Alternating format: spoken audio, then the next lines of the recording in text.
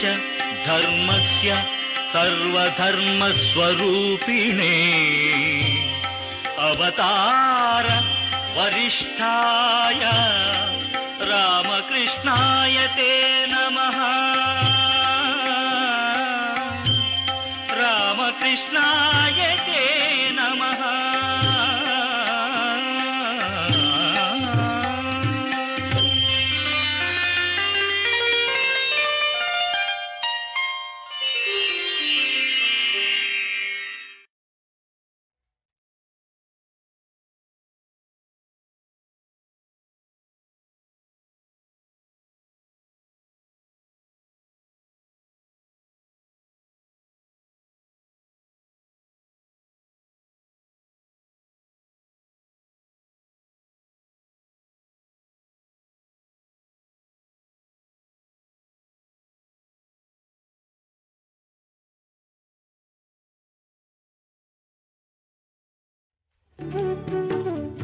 सरोजस्थां सुखासीनां कृपामयीं।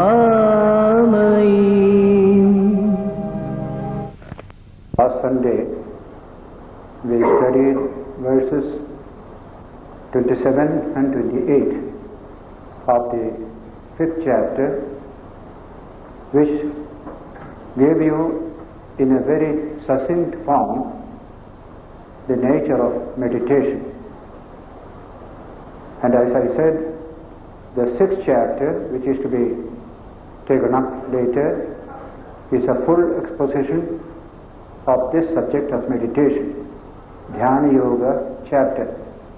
But before we take to the 6th chapter, we have the last verse of the 5th chapter, verse 29, a very remarkable verse from the spiritual point of view. The verse says, Bhoktaram yatyatapasam sarvaloka maheshwaram suhridam sarvabhutanam jnatva mam shanti mrichati. Krishna is telling, as the incarnation of the divine, about which he had said in the 4th chapter, as an incarnation, he is speaking about himself. Know me as Bhoktaram Yajna Tapasam. Whatever sacrifices, austerities and other things you do ultimately reaches him, the one ultimate reality. And so Bhoktaram Yajna Tapasam, Sarvaloka Maheshwaram, the Lord of all this universe, one infinite divine behind this universe. Similarly, a third characteristic which is most important, Suhridam Sarvabhutanam, the friend of all beings. God is described here as the friend of all beings. No cause for fear. The God of fear vanished long ago, God of love. And therefore, he said, I am the friend of all. Knowing me as such, man attains peace. That's the last line. Suhridam sarvabhutanam jnatva mam, knowing me as such, shanti mrichati. Man attains peace. This is a very beautiful verse centered in bhakti. Bhakti to a personal divine reality. This bhakti will become the theme of 7th and other chapters. It has just come as an introduction here. Know me as the friend of all beings. What a beautiful conception. We are limited in power, limited in our energies, but there is one unlimited energy behind us. We can always draw upon that energy. Just like a small bank, if too many people rush to that bank to withdraw their deposits, bank will fail. But if it has a reserve bank behind it, it has nothing to fear. Similarly, in our human life, with all our weaknesses, if we have that intense faith that there is an infinite reality behind this universe, behind me, and he is closest to me. He is my friend. He is my own inner self, ever ready to help me. This attitude gives you great peace, freedom from tension. In the English literature, probably Wordsworth has given this line, says, there is no sorrow of the human heart which cannot find a timely end, if but to God we turn and ask of Him to be our friend. The same language. Suhridam sarvabhutanam jnatva mam shanti vricchati. In this world of tension today, we have to, as I think one of the Western writers said, if there is no God, we have to invent one. It is needed today. Have that tremendous faith in the divine. But here you have not to invent. Our philosophy tells you there is a reality behind this changing universe. It is a vastu or a reality. It is our own self, the self of all beings. That is our true nature. Tattvamasi. Tattvamasi means that you are that, you are that. Now that truth is dawning on the minds of many more scientists today, great thinkers. They feel you cannot explain this universe without reference to an ultimate principle of consciousness that is coming more and more into modern thought. It will lead them to what Vedanta has described as that Satchidananda Swarupa, Paramatman, the infinite self of the nature of existence, knowledge and bliss, absolute, that is there in this universe. Whatever bliss we enjoy is only a particle of the bliss of the divine that is infinite in dimension, and so we can participate in the life divine, and by doing so we enrich ourselves, we become better. Today therefore the stress is on how to get qualitatively richer within. Quantity has been the whole theme of modern scientific thought and modern industrial civilization. Now there is a great need expressed by great thinkers in the West to bring in the concept of quality. What is the quality of your life? Are you peaceful? Are you happy? Can you live with others without strife, without tension?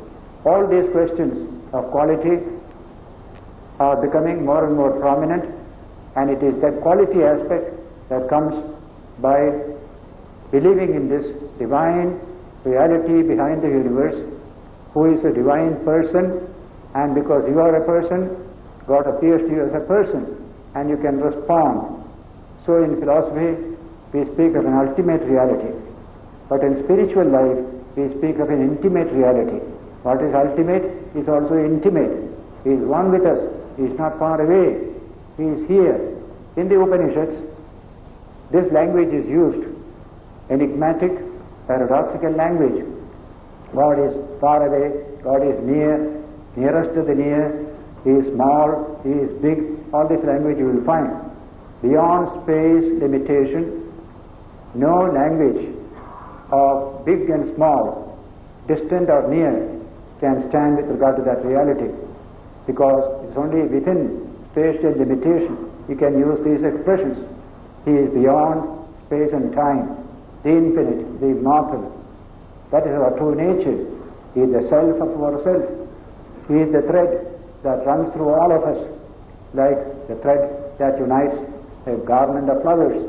That language Krishna is using in this chapter, in the next chapter, that He is the thread that unites all beings into a unity. The more you touch that thread, the more firm, the more strong, the more peaceful you will be. Mai sarvavidam protam sutre manivana iva. We shall study this in the coming chapters. All this universe is threaded in me, like so many pearls in one thread. Pearls are different, but they become one through the thread. That thread of being is the divine in you, in me, in all. Based upon this chapter, fifth chapter, spoke of the feeling of equality. We are all equal. Brahman is equal, we are also equal. The presence of Brahman in you and me, in the highest and the lowest, is always a unit. There is no fraction of that unit. Therefore, equality is a great ideal of human progress and development, based upon seeing the same divine in all its fullness in every being. We have already expressed that idea in the verse 18 or 19. Samam, samatva, the feeling of equality, feeling of sameness. We are one, we are one, we are one. The senses reveal differences, but deep down, when you begin to think and investigate, you see unity. Live in that awareness. It is that idea that Krishna puts it here as God is the friend of all. He is our own inner self, nearer to us than anything else. There is a sentence in the Quran where Prophet Muhammad says, God is nearer to you than the veins in your neck. So near to us is He. That is the concept of the divine in great philosophies and religions. So, in the 5th chapter, we find the whole teaching ending with this wonderful note of assurance. Bhoktaram yajnatapasam sarvaloka maheshwaram suhridam sarvabhutanam jnatva mam shanti vrichyati. Knowing me as such, you get peace. And people are seeking peace today. So much of tension, so much of breakdown, psychic or nervous. We have no peace. How to get it? Personal and interpersonal, international. That is the peace that the world is seeking. It comes from this realization of the one in the many. There is one in whom we all live and have our being, and he is your intimate friend. That word is very interesting. Suhridam, suhrit, is a beautiful word in Sanskrit. A friend who will not see anything bad in you, only the good in you. If there is anything bad, he will gently remove it without your knowing it. That's called a friend. So such friends are rare. Human friendship also is a wonderful experience, but real, intimate human friendships are getting less and less today. We can't trust anybody. Husband cannot trust the wife. Similarly also, people cannot trust each other.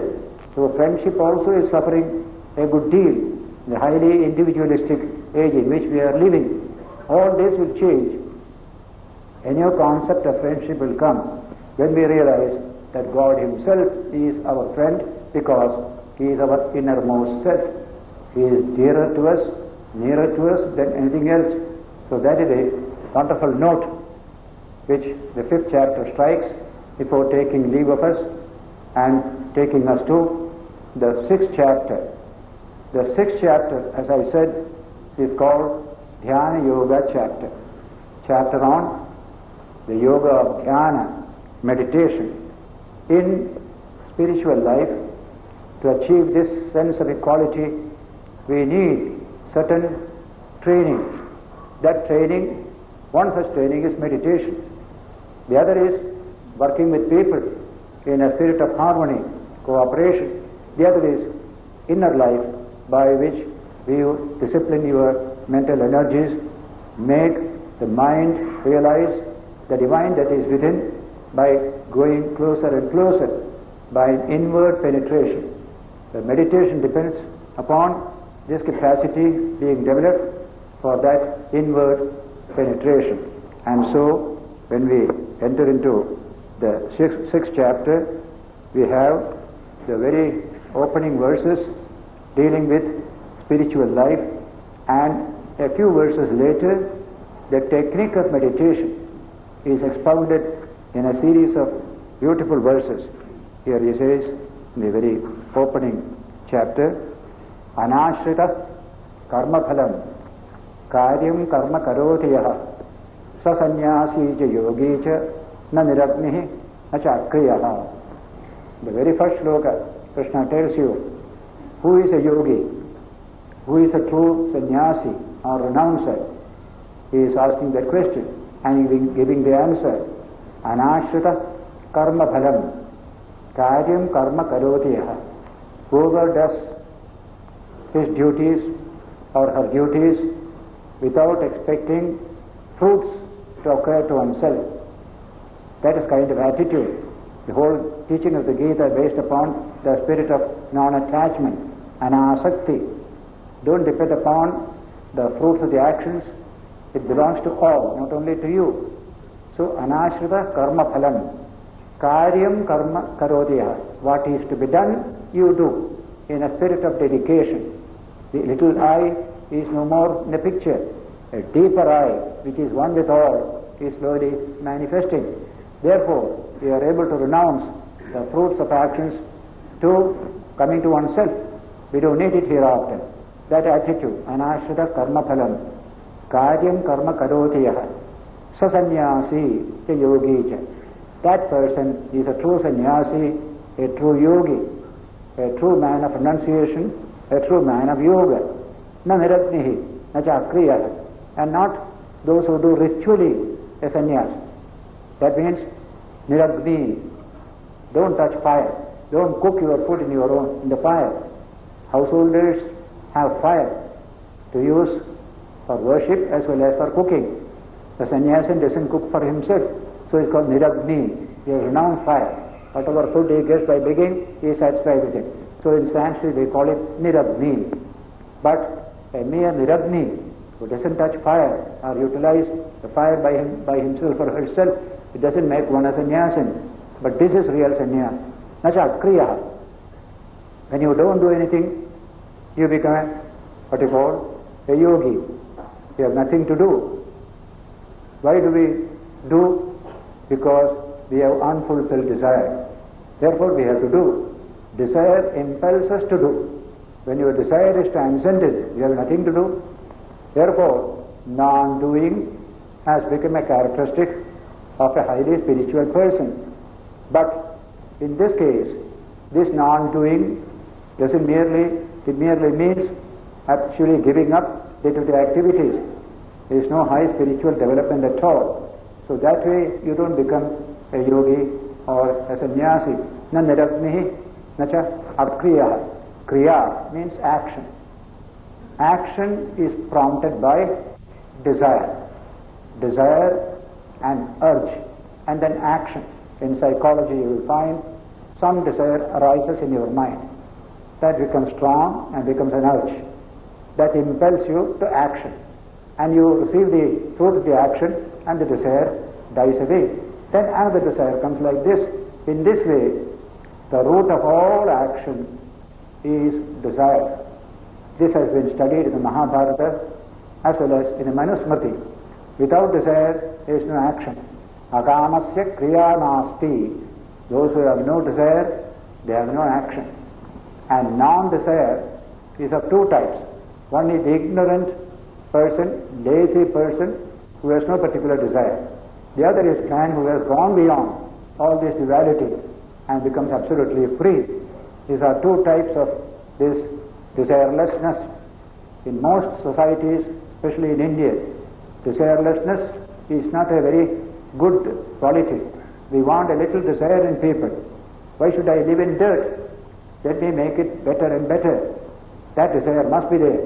With that desire only, they will get education, improve their surroundings, and without that desire, none of this can come. So for our people today, in a big way, what we want is to create desire in them for a better life, more of sanitation, more of what you call education, more of public service activities in villages, etc.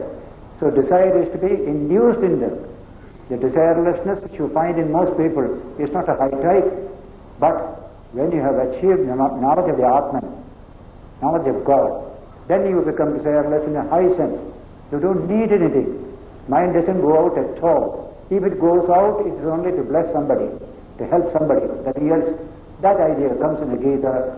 Several places, sarvabhuta hidayarvaha. They are always interested in bring happiness and welfare to all people. That is a higher form of desirelessness. But the first form is not at all correct. You want to have desire so that you can improve your quality of life better and better. What you call a dismal life with full of dirt around you, without any kind of brightness, that is not a good life for man. So we have some desire for betterment, etc. Today we have to invoke this desire in people, but the same desire will cease to operate once you achieve higher and higher development in the spiritual field. So we call akama, absolutely no kama. So akama comes from two dimensions. One is the ordinary, with full of ignorance and delusion and laziness. The other is the sattvic type of akama, going beyond all these cravings for this and that because we have realized the Atman. What more do you need? What can compare with God? If you get God, everything else is secondary. Absolutely they have no value at all. In many of the statements of mystics all over the world, Christian, Sufi, Hindu, Buddhist, etc., you will find there, I have got the most precious thing in the world, the divine himself. I don't depend upon anything else. Such a state is a desireless state. And yet, whatever desire is there is only to serve people, to make their life better and better and better. All great people belong to this category. The first verse, Krishna says, therefore, anashrita karma phalam karyam karma karotiyaha sa sannyasi cha yogi cha na niratne na cha kriya. Merely forsaking action, merely not touching fire, that doesn't make you great. That doesn't make you high. But those who perform actions without attachment to the fruits of actions, that person is a yogi and a sannyasi in the true sense of the term. This idea is carried further in the next verse, a very important verse. Yam sannyasamiti prahu yogam tam vidhi pandava nahi sannyasta sankalpo yogi bhaviti kashana. That's it. What is called sannyasa, the same thing is yoga. Yam sannyasamiti prahu yogam tam vidhi pandava. Whatever is called sannyasa is also yoga. Sannyasa understood in a spiritual sense, not giving up this or giving up that. That is not sannyasa. That is the same thing as yoga. True sannyasa and true yoga are one the same thing. Nahi asanyasta sankalpo. If you don't give up your sankalpa, you cannot become a yogi or a sannyasi. Sankalpa means the outgoing desire. I must have this, I must have this, I must have this, endlessly going on. What I referred to in the last Sunday as the consumerist mania of modern civilization. The mind is constantly, formulating. I want this, I want that. That's called sankalpa. Sankalpa is the root of all desire. All desire comes from sankalpa. In the Mahabharata, there is a wonderful story, towards the end of which, the man who is the central principle of that story, he says, oh, now I have understood. Oh desire, you are born of sankalpa. I shall not have sankalpa, then you will not come and trouble me at all. Too many desires. So sankalpa leads to desire.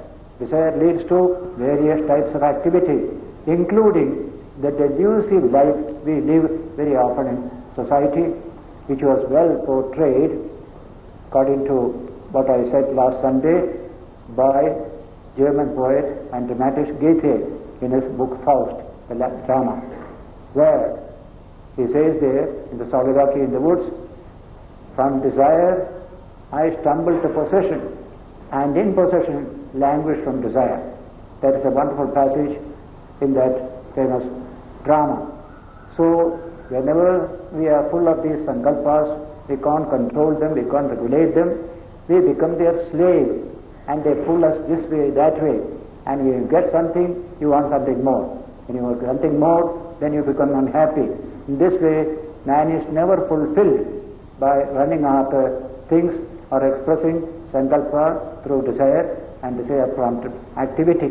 That is the state of man in this consumerist civilization. The only way is to divert some energy to something higher. That higher is what we call the spiritual development of the human being, about which many scientists today are writing books.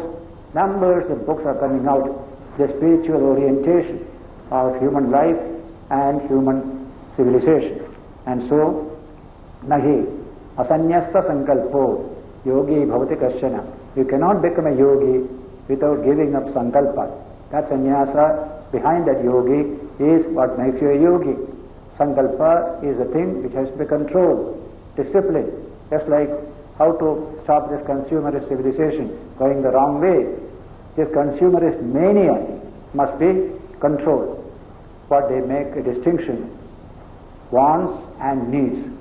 Needs you fulfill. Check wants. Wants are endless. There is one great lesson we must learn. Wants are endless. Needs, they are no harm. They don't do any harm. So the distinction between needs and wants, we have forgotten. Everything is need now. All the wants also are only needs. Therefore the trouble has come. This is a wisdom that came to a great emperor in India in mythological ages, about 5,000 years ago. When he enjoyed life, then he found this truth that when he began to think about it, say, Najatu kama kamanam upabhogena shamyati avisha krishnavatmeva bhoya eva adhivardhati. Desires are not quenched by satisfying them. They only multiply.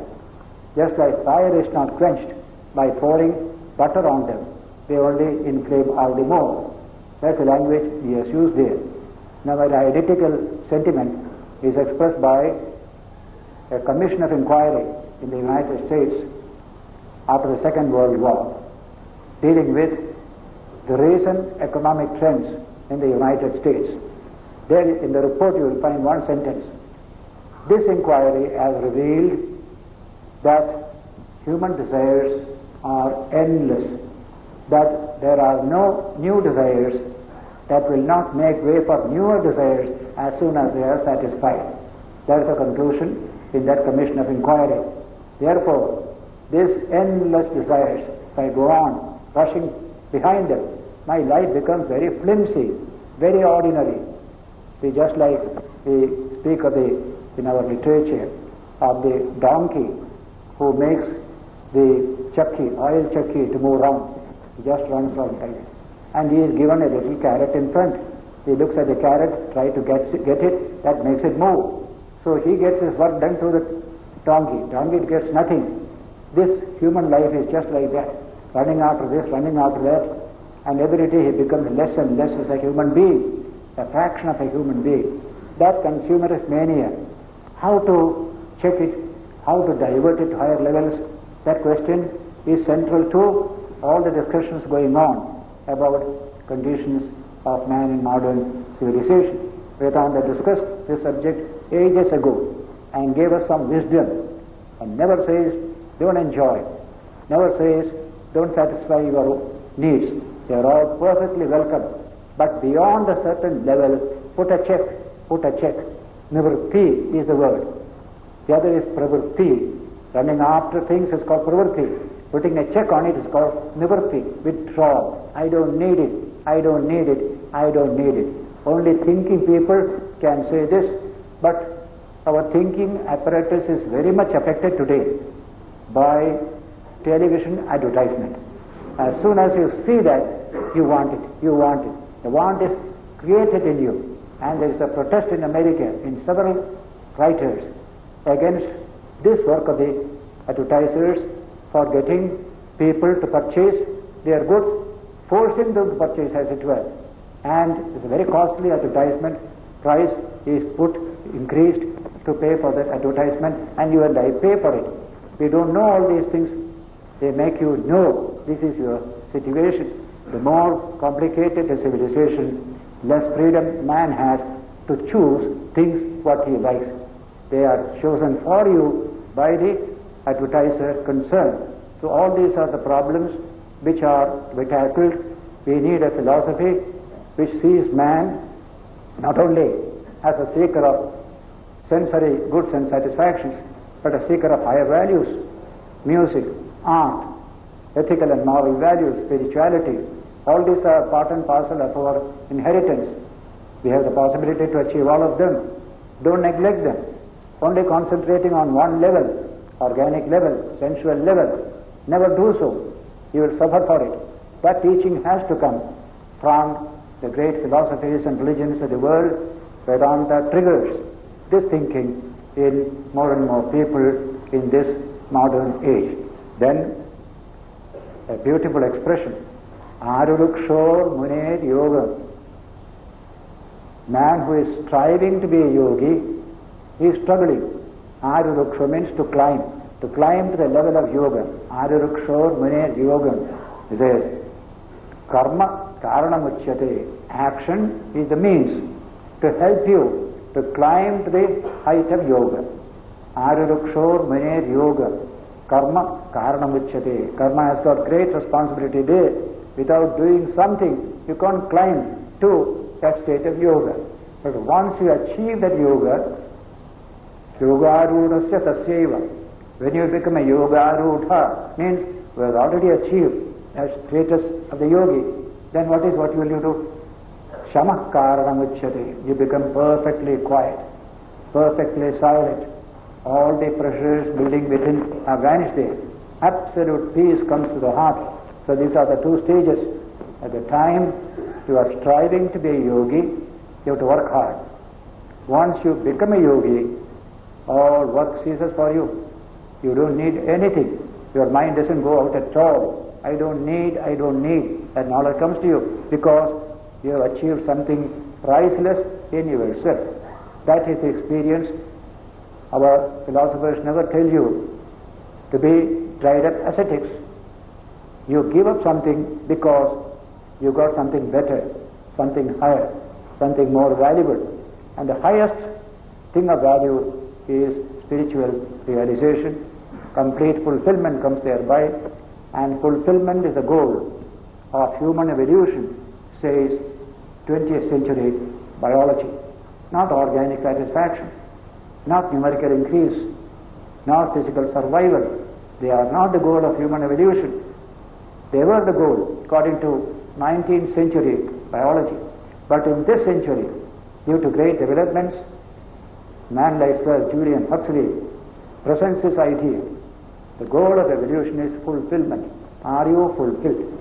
And if that is so, quality becomes enthroned over quantity, says Huxley. Now the quality is the criterion of evolution, but the quality of your life.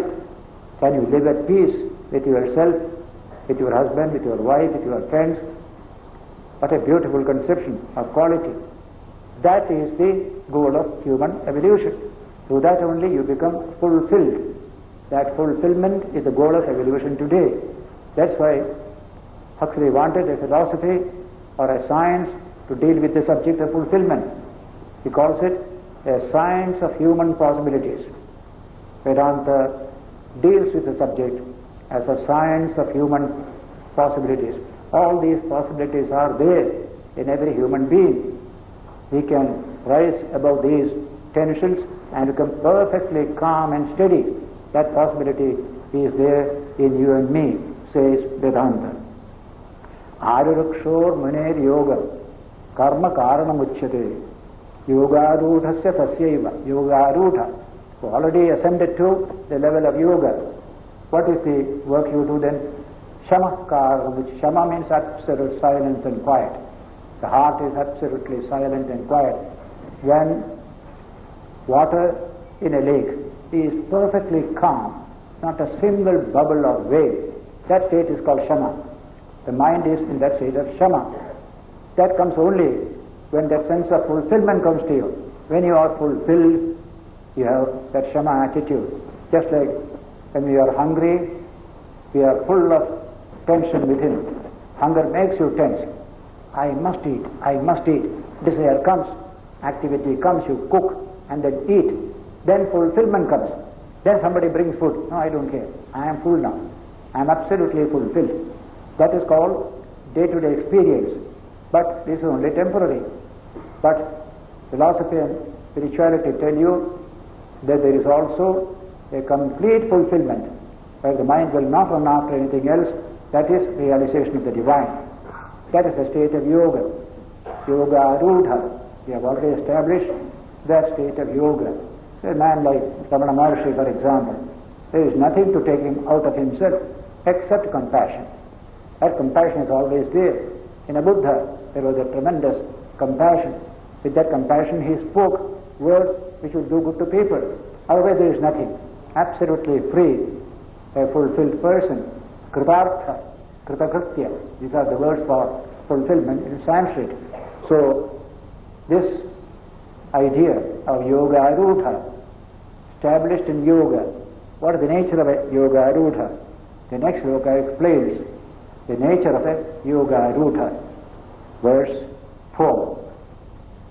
Yadahi nendriyartheshu na karmasu anushajjase sankalpa sannyasi yoga arudha staduchyate. The man is said to be a yoga arudha when na indriyartheshu, he has not any interest in sensory objects, indriyartheshu, na karmasu, nor actions to appropriate those objects. He has not interest at all. Then sarva sankalpa sannyasi, renouncing all sankalpas, all this kind of motivations from within, he has completely renounced. That person is a yoga arudha, who has established himself in the state of yoga. This is a possibility. We may not achieve it fully, but it is good to go towards that even a little for getting real joy out of this life, real peace in this life of tension and struggle. So in the next verse, therefore, verse 5, a great message comes from Krishna to all people. 2 verses are there, and it is couched in beautiful language, and the sentiments in the verses are sentiments which every father and mother can convey to children. This is very important, as you will see. Verse 5 says, Uddhared atmanatmanam natmanam avasadayet atmaiva hyatmano bandhu atmaiva ripuratmanah. Raise yourself by yourself. Don't let yourself down, for you are your own friend, you are your own enemy. That's a wonderful utterance here. We always have the tendency to put trouble as coming from somebody else. And today, especially in modern civilization, this is a constant attitude of mine. Why I am like this? My father and mother are bad, or the society is bad, that is bad, or God is bad. We put everything on others. I am myself not responsible for anything. Children even say in civilization today that if anything is wrong with me, parents are responsible. That's why I have no responsibility. Therefore I can escape. As against it, it is good to have this new idea. Uddhared atmanatmanam. Raise yourself by yourself. Suppose you have some bad treatment when you are young. Well, you can overcome them. Have that positive attitude. I am not to be shaped by others all the time. I had some misfortune. I have seen it. I am going to overcome it. That strength is in me. That faith in oneself. That idea has gone away. Putting blame on everybody else. Why did you fail the examination? Teacher did not teach. Of course, it is true in the case of India. Many teachers don't teach well. Or question papers are very heavy. They have not been covered by teaching. All these questions we say. But there is also another answer. I did not study well. That question, that answer nobody gives. It is good for people to give that answer also. I did not study well. I take the blame on myself. I shall correct myself. That gives you strength. That gives you a sense of personal worth. So, uddharedapna atmanam. Natmanam avasadi. Don't pull yourself down. Why? Atmaiva hyatmano bandhu. You yourself are your friend. Oneself is one's own friend. And oneself is also one's own enemy. What a wonderful expression. Atmaiva hyatmano bandhu. Atmaiva ripuratmanah. It's verily true. I am my own friend. I am my own enemy. Unless if somebody troubles me, if I don't take it into my mind It will not trouble me at all. If I take it, it will trouble me. So my taking is responsible for this trouble. Don't take it. Try to keep it away from you. That strength we don't have. So we are influenced by everything else. So it is good to develop that inner strength. It is just like in medical language we say, you may have a number of microbes around you which can create disease. But if you are strong in physics, no disease will come to you. No microbe can do harm to you. So strengthen yourself. That's Krishna's teaching. Uddharedatmanatmanam natmanam avasadiye atmaiva shatmano bandhu atmaiva riparatmanaha. When India was struggling for freedom, first group of political leaders said, begging the British, please give us freedom as a gift, give us freedom as a gift. Then came the real political movement from Lokmanya Tilak onwards, who said that wonderful mantra, Swaraj is my birthright, I shall have it. That's what brought ultimately freedom to this country. Depend upon yourself, don't depend upon others. You are making yourself small, make yourself big in your own way.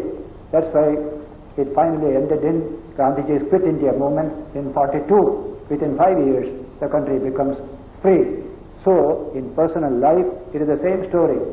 Uddharedatman atmanam, natmanam avasadaye, atmaiva hyatmano bandhu, atmaiva ripuratmanaha. But then we begin to question, how can I be my own enemy? I can be my own friend, but how can I be my own enemy? Somebody must be my enemy. That is answered in the next verse. Bandhuratma atmanastasya yena atmaiva atmanachataha anatmanastu shatrutve varteta atmaiva shatruvat. They're all profound psychological insights embedded in these verses. Bandhuratma atmanastasya yena atmanachataha He is a friend of himself who has disciplined himself and mastered himself. This sensory system, this psychic system, when you discipline, you develop order there, then you become your own friend. But the other way, anatmanasta shatrutve, when you leave the mind and the sensory energies to themselves, you didn't discipline them, you didn't train them, then you become your own enemy. You become your own enemy. This is the teaching, how much it means to all of us in the development of character. Always complaining against others. In fact, the complaining attitude is a very poor attitude for a human being. And many people have this complaining attitude. Always complaining against this, against that person, this situation, etc. And then resentments. Resenting this has been done, I carry it in my heart. One resentment. Second resentment. I read a sentence in an American journal years ago. I said, blessed is the heart that doesn't collect resentments. You go on collecting resentments from morning till evening. By the time you are 40 or 50, heart is full of complaints, full of resentments. What has happened to you? You are your own enemy, number one. Why did you collect all this and put there? You could have just analyzed them and thrown them away. So who is your enemy? Yourself. Somebody abuses me and goes away. I take it in. I culture it in my system. And it makes me weak, makes me depressed. That man is dead and gone. I am still cherishing the words he uttered into me. Who is your enemy? Yourself. You didn't have any control of your mind or your inner system. So when you live in this world, you see children, for example, one child abuses another child. That child weeps and goes to mother with a complaint. Now we are like children like that, constantly complaining about this, about that. That maturity has not come. Krishna wants man to be psychically mature. That is, I have taken it on myself, my responsibility. When you do something wrong, for example, some punishment is given. Yes, I have done wrong. I take the punishment, nothing at all. But punishment may bring a trauma into the human mind. It is a modern fiction. From Freud onwards it has come. Any kind of punishment, even a scolding, can create trauma in the human mind. Therefore don't do. That is a that has made the human mind very weak today. There is no need for it. Well, I have done a wrong. I have just paid for it. It is okay. The matter is over. That is how inner strength comes from discipline. Such people alone can develop high character. So these two verses, Uddhared Atman Atmanam, raise yourself by yourself. You are your own friend, you are your own enemy. How? When you discipline your own psychic and sensory energies within, you become your own friend. If you don't do so, you become your own enemy.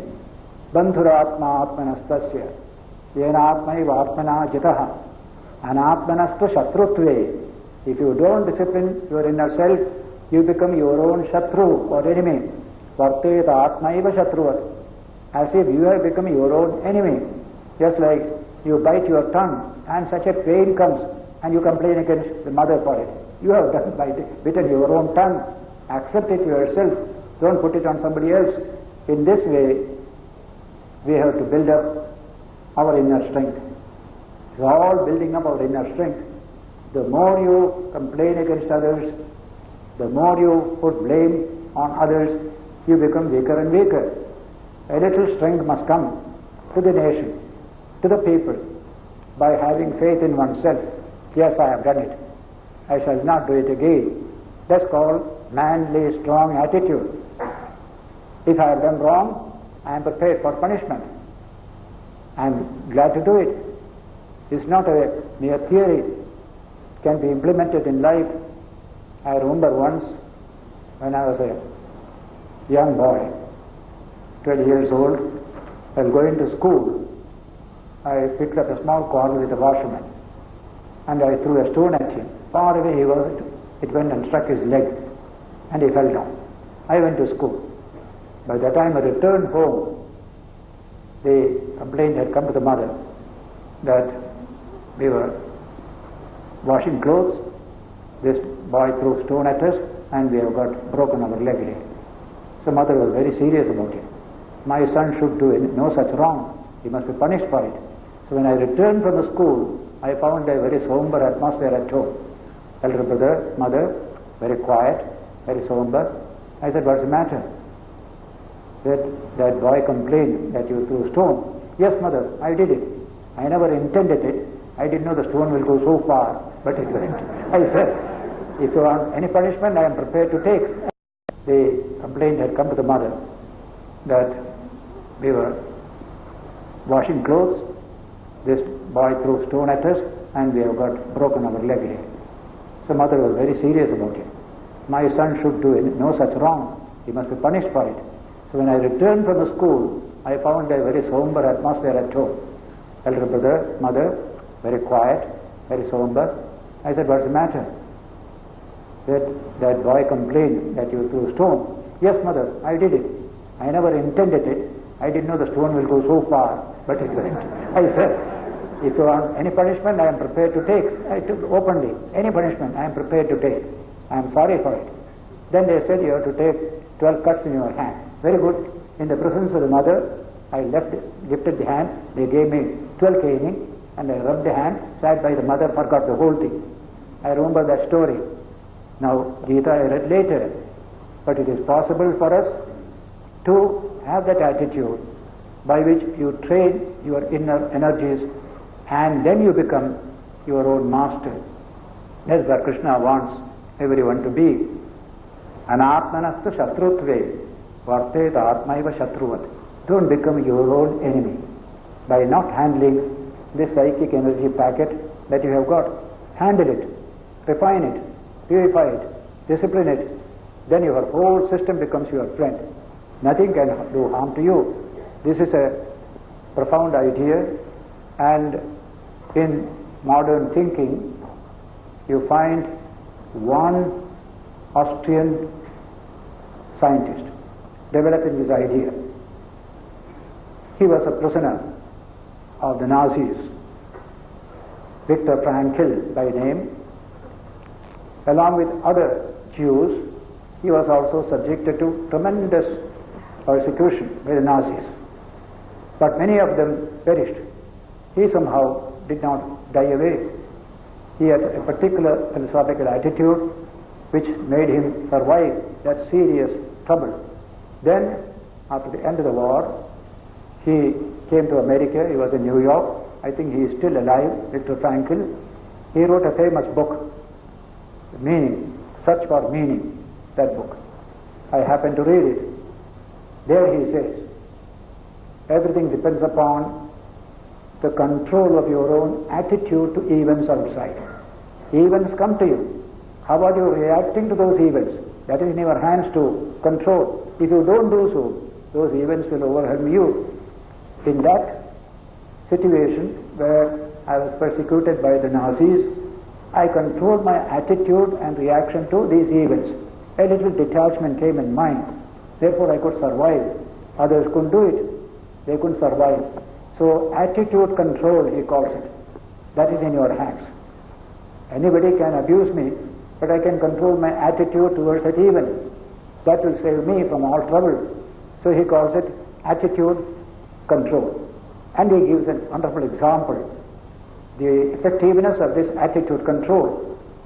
He says, during the war, Second World War, in the American hospitals in Italy, there were wards in which soldiers seriously injured were treated, mildly injured were treated. Different wards were there. They made an investigation how these patients react to that particular situation.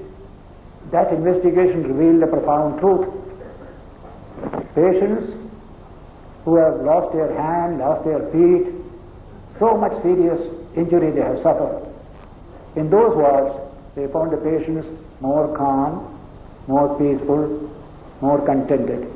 Whereas those who have minor injuries, there is so much of discontent, suffering, and all sorts of things. How can this be? This is something strange. Then investigation revealed that those who are seriously injured, and the hand is cut or leg is cut, they have a tremendous attitude control. Their attitude was, war is over for us. We can go home, be with our wife and children, so that gave them a tremendous sense of peace. The other people, again, they will send us to the front. That thought constantly troubling them. They were always in trouble. That is the story of attitude control. So anybody can practice this attitude control. Krishna is introducing in these two verses this beautiful technique. Raise yourself by yourself. Don't let yourself down, or you are your own friend, you are your own enemy. Those who can discipline their inner energies, they become their own friend. Those who do not do so, they become, as it were, their own enemy. So don't be an enemy to yourself. That is the instruction Krishna gives to all of us. This is how we build up our inner strength. And I personally feel today every child must be told, you are your own friend, you are your own enemy. That will give them inner strength more and more. At present it is not there. Always the finger points to somebody. That man has troubled me, this boy has troubled me. That must change, so that children develop the inner strength. Unless it is a very dangerous situation, external things are bad, you have to tackle them. But minor human interactions in which you get into trouble, you must find strength from within to withstand these things yourself. You should not become a mimosa pudica, that you break down with the slightest touch from outside. That should not be. Mimosa pudica is that plant which you blow, it becomes half dead. Then again comes back to life. It's a wonderful sensitive plant. So human beings should not be mimosa pudica. They must have some strength to withstand the pressures that come from outside. A child developed at home in family surroundings, when it goes to school or college, it's a different world. So many pressures come upon the child. He must be able to stand it, withstand it, and develop new strength. That's why we send children to school. Otherwise they'll be good for nothing, only staying with the intimate people at home. So the wider world is there. You have to make your way there also. What an amount of inner strength you need to stand the pressures that act on you in the modern societies. Very bad condition. The only solution, strengthen yourself. Strengthen yourself. Before you send a child out into the world, strengthen it. And that strength is essentially spiritual strength. Not mere physical strength, not mere intellectual strength, but real spiritual strength. Children with some spiritual strength can withstand the pressures of modern civilization. Without it, they can be simply consumed by that civilization. So, Gita tells to every parent to give this teaching to children. Boy or girl, before you go into the world, strengthen yourself. There are so many currents and cross currents there. You will be washed away in that current. You don't want it to be washed away. You can enjoy a river if you know how to swim. If you are washed away by the river, there is no fun in getting with the river. Therefore, the society is like this. So this teaching must be given to all children today, because the situation is getting more difficult day by day. In our old days, settled days, there was no such current and cross current outside. Today there is plenty. In 5 days, a child can be completely ruined by society outside. What is the remedy? The remedy is only here. Uddharedo atmanatmanam. Telling the child, stand on your own feet, develop strength. Don't be carried away by whatever you see. Develop a little spirit of discrimination. Thus, by this inner discipline, you develop tremendous strength in yourself. And that strength, as I said, is not just physical, it's not even intellectual. A first-class student can get into trouble much more quickly than a second-class student. Mere intellectual strength, there is no use there. Some awareness of the divine spark that is within you. Give children that awareness that behind the body-mind complex there is a spark of the divine. That is the source of infinite strength. Let me take a bit of that strength, then I can withstand the pressures outside. This kind of strength is given to children. They will be able to withstand modern society's pressures. Otherwise, 40-50% of children will be washed away in the current of modern life. So this teaching of Krishna is supremely significant for all children in today's society. It is useful for all time, but especially now, when there are so many troubles coming from outside, which can shake the minds of even the strongest people. That is the world in which we are living. So spiritual strength is a real strength. Any child who has got spiritual strength can stand stress and strain, and yet it doesn't go down. Can stand a little scolding or even a little caning, then it will not become traumatic to him. But today very few children have the power to withstand all this. They quickly develop trauma, complexes in the mind, and they become apathetic. They forget their duty and responsibility, sit quiet, all these difficulties come. Society is like that. And so this idea of spiritual strength, which is given to us in Vedantic literature, people should understand. As I said last Sunday or previous Sunday, there are 3 sources of strength in every human being. First is muscular strength, bahubalam. That is called most ordinary and the most palpable form of strength, bahubalam. Second is buddhibalam, intellectual strength. You have studied, you understand the subject, you can handle, that's called intellectual strength. But these two are very ordinary. The second, better than the first, but even the second is useless in the world in which we live. And so there is a third source of strength in everyone, says Vedanta. That's called Atma Balam or Yoga Balam. The strength coming from your spiritual development of the Atman. That is supreme strength. It is the strength of all strength, it's called it. So, Bahubalam, Buddhibalam, Atma Balam. We do need Bahubalam for children. Let them do exercise, let them play games, let the body be developed. Similarly, study books, think and develop your mind, your intellect, be creative. That's very necessary. But don't stop at that. try to get a little spiritual strength. Bahubalam, Buddhibalam, Atmabalam or Yoga Balam. Two words are used there. A little bit, they don't need much, just a little. Then they can stand the pressures from outside more and more. This is the wonderful verse, 5th and 6th in the Gita, which I personally feel children must hear and let them think. From the age of 6 or 7 onwards, this idea must be slowly given. By the time they are 12, they will be able to understand a little bit. Yes, I can depend upon my own inner strength. I have developed some inner strength. That kind of thing must come. By the time they are fully mature, 20, 21, it becomes a wonderful possession in them. This is what the world needs today.